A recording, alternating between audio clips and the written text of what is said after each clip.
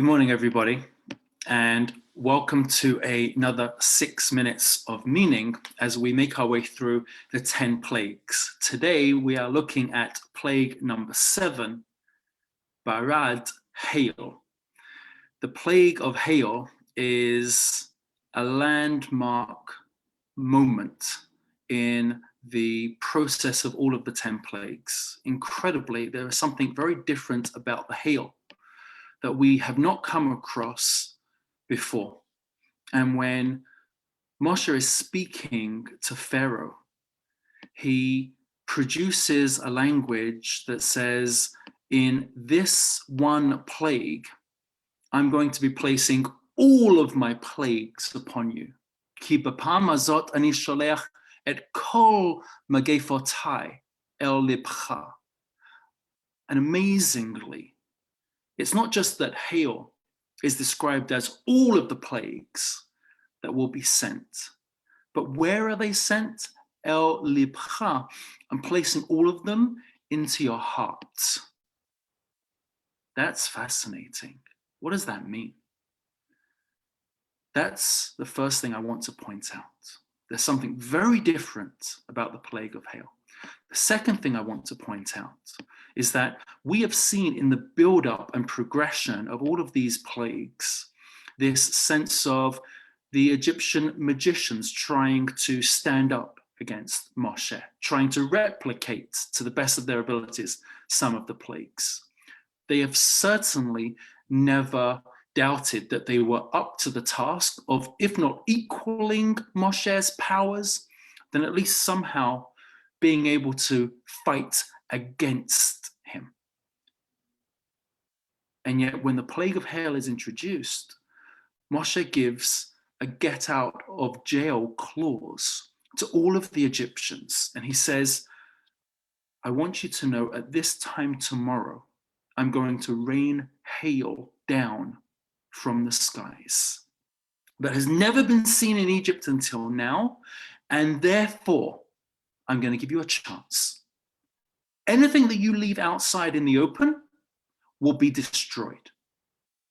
However, anything that you bring indoors, you'll be able to save.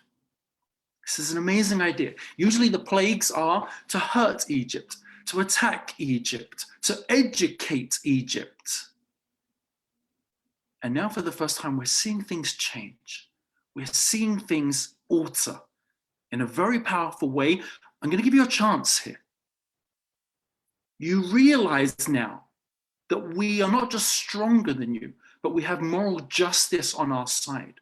It's not that our God is more powerful than your God. Our God is the creator of the world. And he cares about this world. And he cares about every creature. So therefore, bring in every animal that you leave outside. You can save it. And amazingly, Pharaoh's servants do exactly that. Avdei Paro hechnis et avadav et miknehu el habatim. Pharaoh's servants who feared God bring in their slaves and animals indoors to safety. It's incredible. The hail comes down, smashes and destroys everything else that is in the field. And what is Pharaoh's response? For the first time ever, we see a change of language. וישלח פרעה ויקרא למשה ולאהרון ויאמר עליהם, חטאתי הפעם השם הצדיק, ואני ועמי הרשעים. I have sinned. We've never seen this language before. I have sinned. That's a moral language. For the first time, Pharaoh realizes he's dealing with the creator of the world. He's not dealing with the powers of a pantheistic array of gods in the Shemayim, but rather he's dealing with the creator of the universe. Hatati hapam, you can sin to the God who is a creator. Hashem hatzadik, God is righteous, using the special name of God that connotes relationship. Yud He Vav He. Va'ani va'ami harashaim, I am my people. We are in the wrong. Wow, what a change. What a drastic departure. So we would expect from this point on the Jewish people to leave. we would expect all of the Egyptians to be helping them to the nearest camel and ushering them out of Egypt. We've sinned. Hashem is correct. I and my people are wrong. Everything has changed. And yet it doesn't happen that way. We're only at plague 7. We have another 3 more to go. What happened? What changed? What changes is that Pharaoh hardens his heart. Yichbed libo hu v'avadav. Pharaoh stubbornly refuses. And here we come to the crux of this plague. Pharaoh saw with his own eyes and admits the truth of the reality, and nevertheless becomes stubborn.